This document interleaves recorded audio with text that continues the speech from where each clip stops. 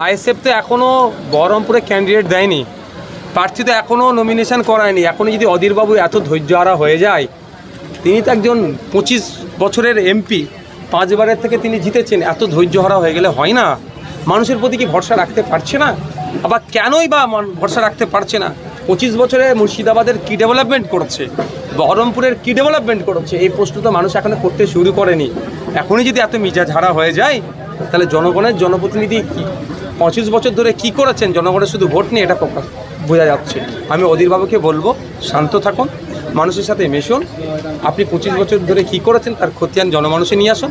মানুষ চাইলে আপনি আবার পার্লামেন্টে যাবেন। ওই ধাক্কাধুক্কি দিয়ে আপনার ওই মেজাজ মানুষ আর নেবে না। এখন অল্টারনেটিভ চলে এসেছে। একটা সময় তো শুধুমাত্র আপনারা বিজেপির ভয় দেখিয়ে বিজেপি চলে আসবে বলে বহরমপুরের একটা হেভি অংশের ভোটকে পকেটে ভরে রেখেছেন। এখন আইএসএফ প্রস্তুত আছে, বিজেপিকে কীভাবে আটকাতে হয় সেটা আইএসএফ বুঝিয়ে দেবে। তারপরেও বলবো, সিনিয়র লিডারের কাছে এই ধরনের আচরণ কোনোভাবেই কাম্য নয়।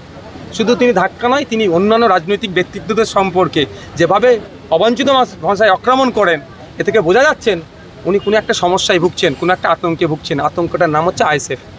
পুলিশকে হুমকি দেওয়ার অভিযোগে অগ্নিমিত্রা সহ 16 জনের বিরুদ্ধে মামলা, কি বলবেন এই বিষয়ে? বিজেপি তৃণমূলের বাইনারি তৈরি করা হচ্ছে।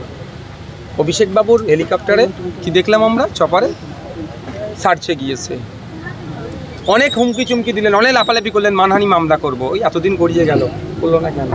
আরে রুটিন ম্যাপিং চেকিং হচ্ছে।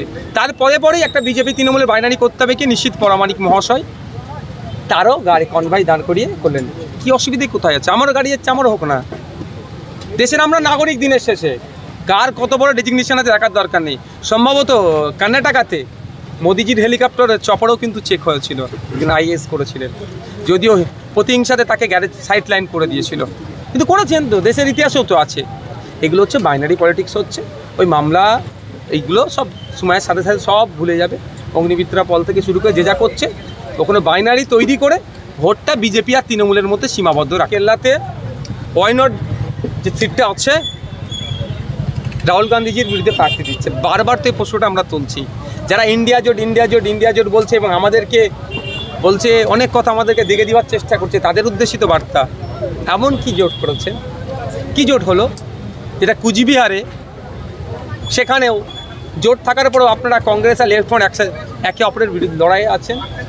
ঘাটালে, পুরুলিয়াতে এবং সর্বোপরি এই মুহূর্তে অস্বীকার করার কোনো জায়গা নয়, ইন্ডিয়া জোটের যিনি মুখ হয়ে উঠেছিলেন, রাহুল গান্ধীজির বিরুদ্ধে সিপিএম প্রার্থী দিল, বাংলার লেফট ফ্রন্টের পক্ষ থেকে কোনো শব্দ খরচ করলো না। অধীরবাবুর একটা বোঝা দরকার, যদি অধীরবাবু বুঝবেন আমরা ভালো করে জানি। অধীরবাবুর দলের অর্থাৎ কংগ্রেসের রাজ্যের বেশ কিছু নেতা আমাকে মেসেজ করেছেন, জানিয়েছেন যে তারা ওই বিষয়টা নিয়ে প্রচণ্ড ক্ষিপ্ত। তারা এটা বলেছেন, স্বার্থের জন্য কংগ্রেস দলটাকে পুরো বাংলায় শেষ করে দিচ্ছে। কে করছে না করছে নতুন করে আর বলতে লাগছে না।